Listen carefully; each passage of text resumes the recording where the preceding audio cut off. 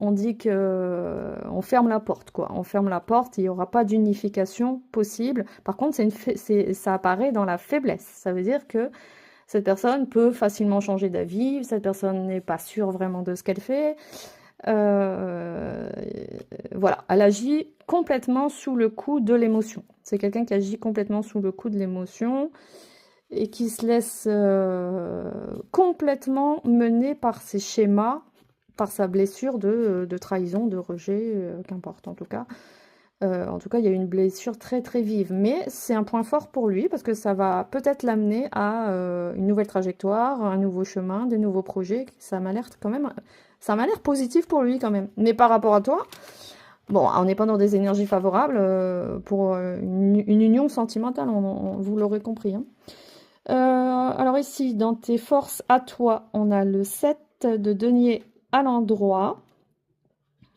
Donc ça, c'est vachement bien parce que ça veut dire que tu as les moyens de réussir socialement, tu as les moyens de trouver un nouveau travail, tu as les moyens de vivre sans cette personne, tu as les moyens de faire fructifier tes projets à tous les niveaux, hein. À tous les niveaux, c'est bénéfique pour toi, bien que tu n'aies pas confiance en toi. Mais là, dans la force, on parle que c'est vrai que c'est pas le moment forcément de te révéler, on parle de séparation. Donc on peut confirmer qu'on est sur quelque chose qui est coupé. Donc là, on va parler de séparation très nette. Tout à l'heure, j'ai dit un peu tous les mots-clés comme ça, un peu bêtement, sans rentrer dans le jeu, mais là, je te dirais qu'on est vraiment sur une séparation très nette et que toi, la force pour toi, de ton côté, c'est la séparation. Donc c'est positif pour toi que cette personne s'éloigne et c'est positif pour toi parce que cela va t'amener à des gains financiers, des gains à tous les niveaux. Euh, et on est dans le partage, aussi dans la patience. Il y a la patience qui ressort dans ce jeu. Ici, avec le 7 de denier, on est sur une notion aussi d'attente. Quand même, on a quand même une part de toi qui attend toujours.